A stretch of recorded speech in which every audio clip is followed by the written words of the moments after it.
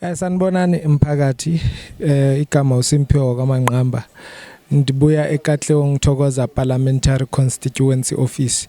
That is the office situated eGamaphuteng Shopping Centre.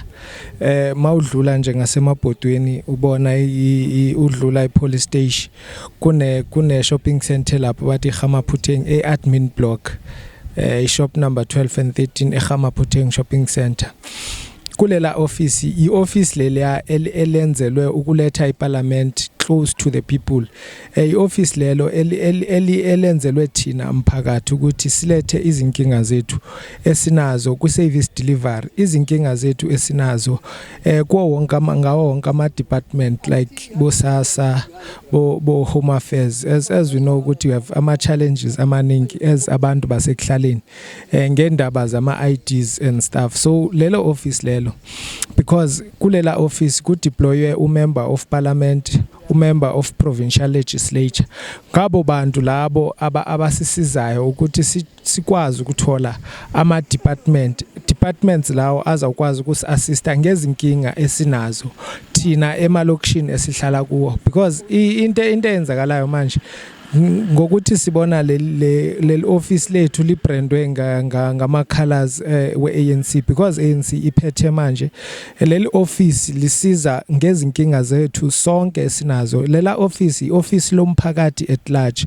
alikhethe bani, alikhethanga ukuthi ugqoke iskipa esinjani, but i-office leli lokusisiza because ama issues we service delivery nawo awakhethi ukuthi ya wena angeke kube nesuwa phambi kwakho because of uyimember ye-ANC, uyimember egcoke bomvu, egcoke blue, but ama challenges we service delivery as affect us sonke. So ilelo office ke elisondeziwe iparliament eduze nathi ukuthi lezo inkinga lezo sikwazi ukuze reporter in time, izinkinga esinazo sikwazi ukuthi sithola ama department to do ama workshop like young people in business. We are able to get different departments dealing with business to come and workshop abantu betabasho on how to register ama business wabo and all of those. So masizeni kulela office so that sikwazi sisonke sikwazi ukuthi sibize ama department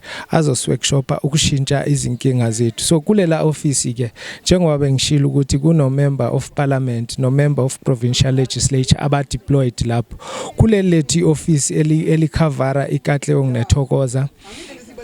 We have member of parliament Honorable Chris Malimacha, no member of provincial legislature Honorable Kidiboni Diale Tlabela. We have also a member of provincial legislature Honorable Dr. Tlou Chokwe.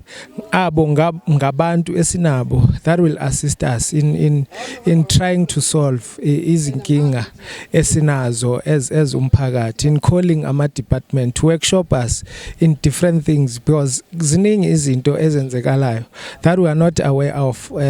If you can check, go SASSA, we have different types of grants, and umphakathi wethu is not aware of those.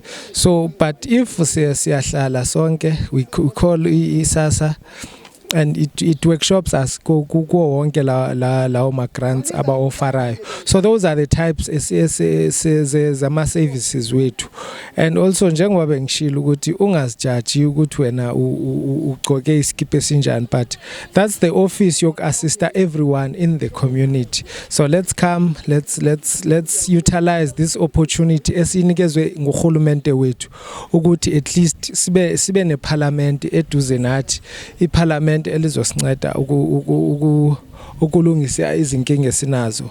Ndiyabulela kakhulu. So awakho amanyamazo amaningi, just nje bikuexplainer ucacisa nge-Parliamentary Constituency Office. Today we are here Ward 57, we are doing e-voter registration and online voter registration and e-voter contact. So siqhuquzela abantu abasha ukuthi let's register to vote and also vote the ANC. Ndiyabonga.